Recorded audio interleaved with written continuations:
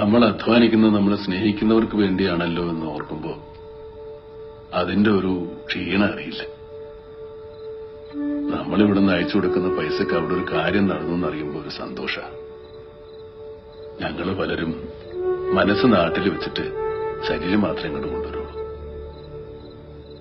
എന്താ ജോലി, എത്രയാ ശമ്പളമൊന്നും ഭാര്യയോട് പോലും പറഞ്ഞിട്ടില്ല.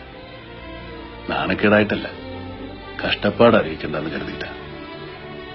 ഇപ്പൊ ഒരു 10,000 രൂപ നാട്ടിലേക്ക് അയക്കുമ്പോൾ വീട്ടുകാരെന്താ വിചാരിക്കണേ? 20,000 കിട്ടി, അതിൽ 10 മിച്ചം വെച്ചു 10 അയച്ചോളുന്ന. സത്യത്തില് 7,000 കിട്ടിയിട്ട് 3,000 കടം വാങ്ങിയിട്ട് അയക്കുന്ന. തിരിച്ചു കിട്ടുമെന്ന് കരുതി ആർക്കും ഒരു സഹായവും ചെയ്തിട്ടില്ല. തിരിച്ചു കിട്ടുമെന്ന് കരുതി കൊടുക്കുന്നത് സ്നേഹമല്ല, കടം കൊടുക്കല. ജീവിതത്തിന്റെ 3/4 ഭാഗവും മരുഭൂമിയിൽ കിടന്ന് കഷ്ടപ്പെട്ടിട്ടും സൗഭാഗ്യങ്ങളൊന്നും തന്നെ തേടി വന്നിട്ടില്ല എന്ന് തോന്നിയിട്ടുണ്ടോ? ജന്മം കൊണ്ട് തന്നെ ദൈവം നമുക്ക് നൽകുന്ന ഒരുപാട് സൗഭാഗ്യങ്ങളുണ്ട്.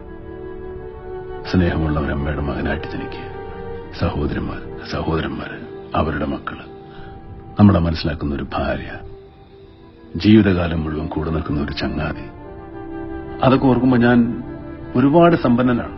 ഒരുപാട്. മക്കൾക്കൊക്കെ ഞങ്ങള് വിരുന്നുകാരാ. വല്ലപ്പോഴുമൊക്കെ അവർക്ക് സമ്മാനങ്ങളുമായിട്ട് വരുന്ന വിരുന്നുകാര്. മക്കളുടെ പ്രായമുള്ള കുട്ടികളെ കാണുമ്പോൾ നമുക്ക് മക്കളുടെ ഓർമ്മ വരും. അച്ഛന്റെയും അമ്മയുടെയും പ്രായമുള്ള ആളുകളെ കാണുമ്പോൾ എത്ര മക്കൾക്ക് അച്ഛനെയും അമ്മയും ഓർമ്മ വരും. കുറച്ചുപേരെ മാറ്റി നിർത്തിയാൽ ഭൂരിഭാഗം പ്രവാസികളും നയിക്കുന്നത് സന്തോഷകരമായ ഒരു ജീവിതമാണെന്ന് നമുക്ക് പറയാൻ പറ്റുമോ? ഓരോരുത്തരും ജീവിക്കുന്നത് അവരുടെ മനസ്സിലാണ്. ഒരാൾ സങ്കടപ്പെട്ടിട്ടാണോ സന്തോഷിച്ചിട്ടാണോ ജീവിക്കുന്നതെന്ന് പുറത്തുനിന്ന് നോക്കുന്ന ആൾക്ക് എങ്ങനെ പറയാൻ പറ്റും? പറയാൻ പറ്റില്ല. സങ്കടപ്പെട്ടിട്ടുണ്ട്. ചില നേരങ്ങളിൽ നമ്മൾ നാട്ടിലില്ലെന്നോർത്തു. ചന്ദ്രേട്ടൻ സ്കൂട്ടറിൽ നിന്ന് വീണ് കിടപ്പിലായപ്പോ, നാളെനിക്ക് തൊണ്ടയ്ക്ക് സുഖമില്ലാണ്ട് ഭക്ഷണം കഴിക്കാൻ വയ്യാണ്ടായപ്പോ, സതീശന് മഞ്ഞപ്പിത്തം വന്ന് കിടപ്പിലായപ്പോ അവന്റെ അരികത്തില്ലെന്നോർത്ത് സങ്കടപ്പെട്ടിട്ടുണ്ട്, കരഞ്ഞിട്ടുണ്ട്. വയസ്സാവുന്നുണ്ടല്ല, അധ്വാനിച്ച് കുടുംബം പോറ്റാനുള്ള ആരോഗ്യമില്ലാണ്ടായി പോയാലോ എന്നോർത്ത് സങ്കടപ്പെട്ടിട്ടുണ്ട്. നാരായണേട്ടന്റെ ജീവിതത്തിൽ എന്തെങ്കിലുമൊക്കെ അച്ചീവ് ചെയ്യണമെന്ന് എപ്പോഴെങ്കിലും തോന്നിയിട്ടുണ്ടോ?